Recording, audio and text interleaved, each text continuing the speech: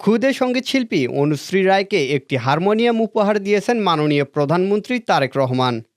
রংপুরের গঙ্গাচড়ার পঞ্চম শ্রেণীর শিক্ষার্থী অনুশ্রী রায় গত 15ই জুলাই বাংলাদেশ চীন মৈত্রী সম্মেলন কেন্দ্রে আয়োজিত জাতীয় প্রাথমিক শিক্ষা পদক 2026 প্রদান অনুষ্ঠানে পুরস্কার গ্রহণের সময় প্রধানমন্ত্রীর উদ্দেশ্যে তার একজন কর্মকর্তার হাতে একটি চিঠি তুলে দেয়। চিঠিতে সে একটি হারমোনিয়াম ও প্রধানমন্ত্রীর সঙ্গে সাক্ষাতের ইচ্ছা প্রকাশ করে।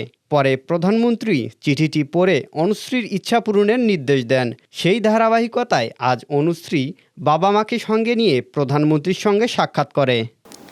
আমার নাম অনুশ্রী রায়। আমি রংপুর বিভাগ থেকে এসেছি। এখানে আসার কারণ হলো আমি যেবার আমাদেরকে চীনমৈত্রী সম্মেলনে মাননীয় প্রধানমন্ত্রী তারেক রহমান স্যার আমাদেরকে পুরস্কার দিয়েছিল, সেই সময় আমি তাকে একটি চিঠি দিয়েছিলাম। তার হাতে দিতে পারিনি, তবে তার সচিবকে দিয়েছিলাম, পার্সোনাল সচিবকে দিয়েছিলাম।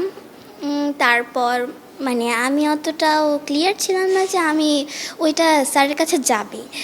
ভেবেছিলাম দিয়েছি, যেতেও পারে নাও যেতে পারে, কিন্তু আমার একটা বিশ্বাস ছিল যে যাবেই, হয়তো বা যাবেই। তো যখন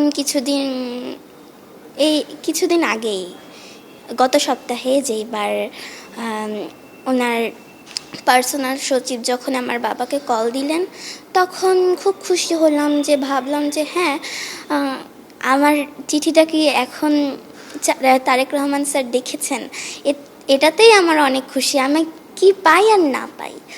তো তারপর যখন এখানে আসলাম, এখানের অনুভূতিটা তো আরও অনেক বেশি ভালো লেগেছে আজকে এসে এখানে।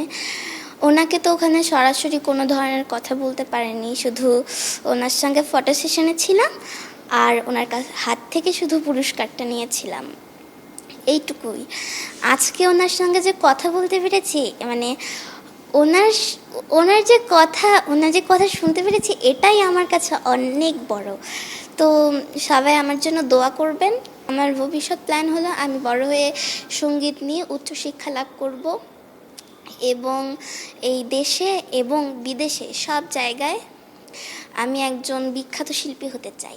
ওনার সঙ্গে যে কথোপকথনটা, সেটা অনেক একটা ইন্টারেস্টিং ছিল।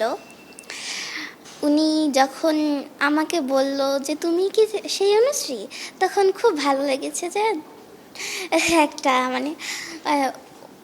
ওনার সামনে যাওয়ার পর আমার মুখ থেকে মনে হয় কথা বেরোচ্ছে না, ওরকম অবস্থা, আর গলা শুধু কেঁপে যাচ্ছিল আমার। তো তাও ওনার কথার অ্যান্সার দেওয়ার চেষ্টা করেছি। আর বড় কথা, উনি যে আমার জন্য দোয়া করেছেন, এটাই অনেক বড়। উনি আমাকে একটি চেঞ্জার হারমোনিয়াম গিফট করেছেন এবং আমার গান শুনেছেন। গান শুনিয়েছিলাম একটি দেশাত্মবোধক গান, মাগো ধন্য হলো। আমার বাবা আর মা ওনারা হলেন আমার একদম গান শেখার একদম শিক্ষাগুরু, একদম প্রথম শিক্ষাগুরু।